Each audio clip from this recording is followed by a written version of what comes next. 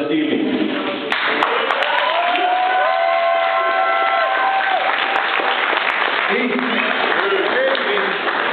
How's everybody feeling?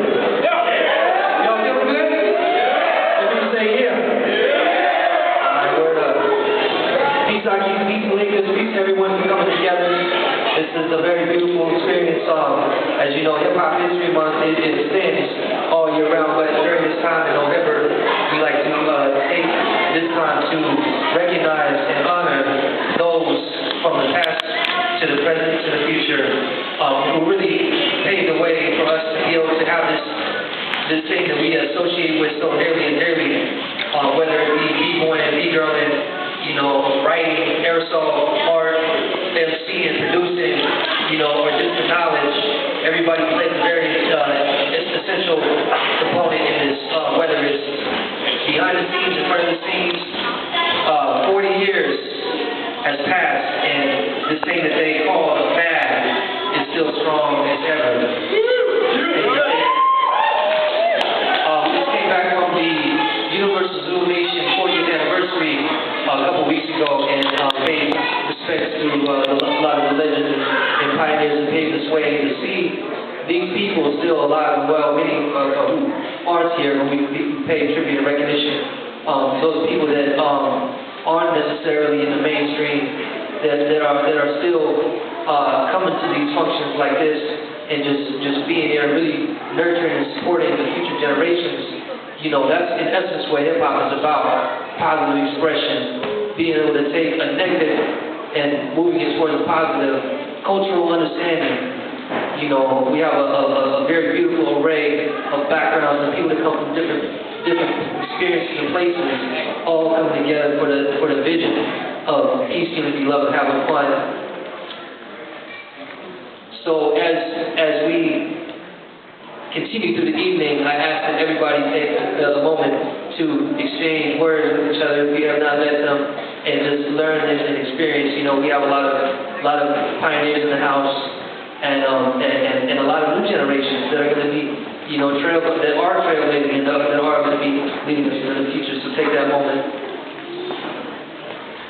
As I mentioned, first let me give a big respect and shout out to some people who are really instrumental in making this night happen. I got to give shout outs to big homie Aki Pablo D.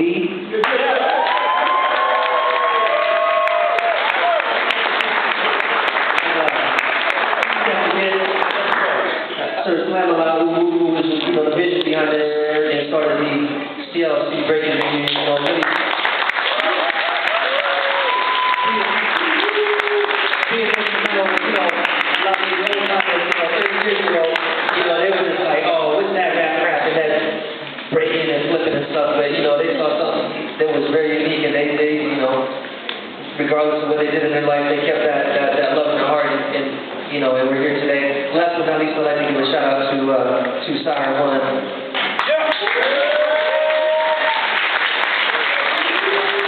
Doing double duty. No, but there's a lot of people there, you know, that are a part of it, but I want to give a special thanks and shout outs. Right about now, you know, this is a very special time, and like I said, you know, we want to be able to come together and congregate and to honor those within the community. Right about now, there's a certain person who was very influential in my, I would say, my second generation. It was really instrumental to a whole new movement of bringing the B-boys back to the limelight after, you know, a lot of people deemed it as a fad, and the malls and the different places shut it down. And once the marketing companies and the commercials and all the things came, people said, you know what, it's no longer, you know, we don't think that's profitable no more. We're going to move on to this thing called rap. You know, but there was some people who never let it go, you know, and then by the time you get to the early to mid-90s, you have a whole new generation that came into place. And really this individual is really an epitome of taking the negative to a positive, somebody who really transformed their mindset. I think it's a struggle of endurance, and it's a story of perseverance. And I think a lot of people, you know, who come from a hip-hop background, myself and probably many others here can attest to the strength of hip-hop. And really, I know a lot of people, some people, you know, discredit always just, you know, flipping around and rapping and stuff, but, yo, this is some real serious stuff for a lot of us. You know, that really kept us in check. You know what I'm saying? It kept a lot of us thriving when we didn't really have anything to gravitate towards positive. This was so I see you back there. And so, you know, I just think that this person really epitomizes the essence of Zulu and moving forward. So I'm going to introduce a couple folks that are going to share some of their experiences, and then I'm going to invite this person out. I'd like to call to the stage John Lamas and Christian.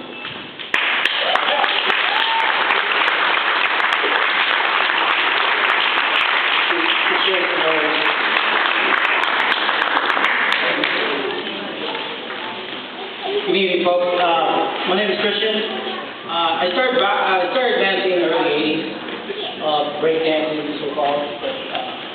My crew started back in probably 93, but we didn't really get started until we met these group of folks. The crew. I want Soul to come over here for a second.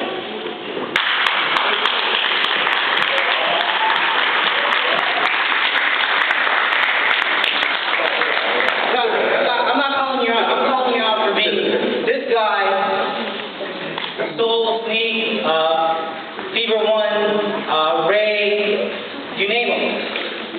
These guys were the ones that kept b-boying, hip-hop alive for us to carry over. DVS crew. I mean, there were a lot of crews out there, but these guys stood down and actually taught us what hip-hop was all about. Not just the gangster rap that was out back then. It was like mid-90s. So these guys taught us the true foundation, the New York style, badass flavor, you know. Dropping vision style. Dropping vision style. And you know, I want to give thanks to him and his crew, of course, the UBS crew, and keep it short. I mean. This is hip-hop right here. It's not going out to a rap show. I mean, you go support that. But not a lot of people go out there and try to make money into what they call hip-hop, what hip-hop is today. Back then, it was all about the movement. It was all about community. Hip is the style.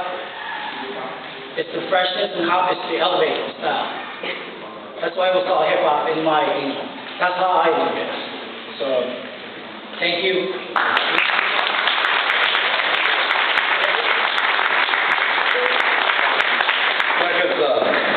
Back in the 80s, we were doing mid-80s, we were in our early 80s, we were breakdancing, like Christian said.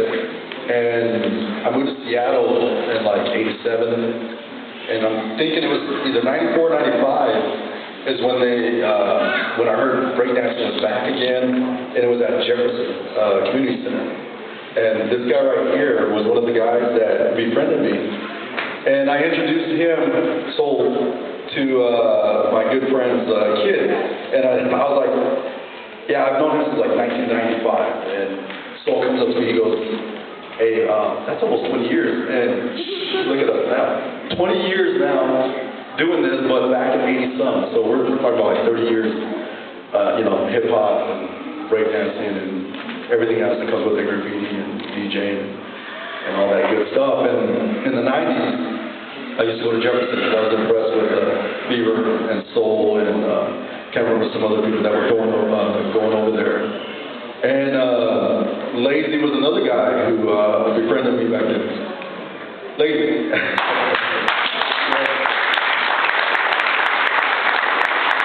And this guy right here, he was friendly with everybody. We took some good trips back in the 90s. We got good history. I remember everybody looked up to him. When we were in Yakima, we probably had about 100 people there wanting to meet Lazy, and we were excited to meet Lazy. This is how much, how would you say it, everybody looked up to this guy right here. And, just because of what he could do on the floor, but the nice, humble guy that he is as well. So this is why he is here today, being honored today that people recognize him is because all the good stuff that he has done before and still doing it to this day. So a round of applause for Larry.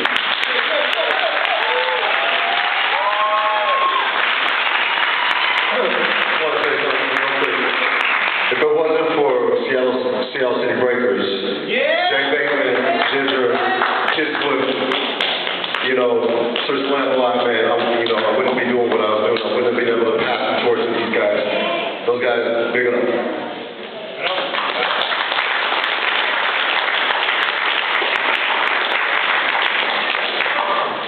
This time we want to recognize you as an honorary member of Zulu Nation. Archipelago, step up.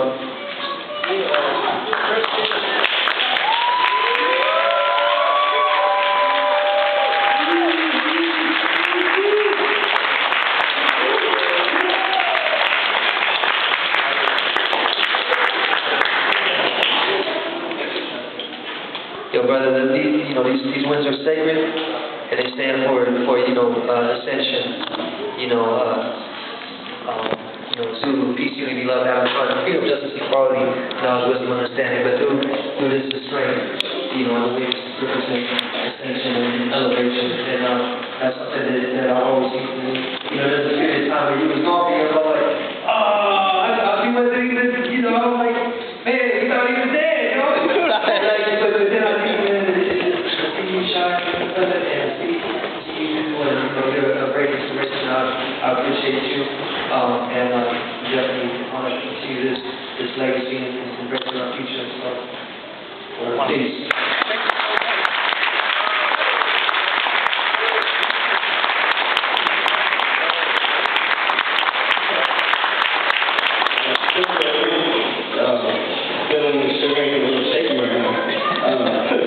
But that's what I love about the scenery of the arts and passion of hip-hop, the love exists really with a truth. Right here it shows. A couple of times I feel like I'm in the accomplishment to be myself. The ones I know, when the man had crew, I'm still waiting for a drum and everything. From a very long time ago. And it was a tough journey to find out a lot of things that I earned through the heads that I've been, the unique and creative people that we all met along the way of the journey. I was looking for so much dancers, outers, bravers, any kind of dance when I first moved there in '92, wearing baggy pants.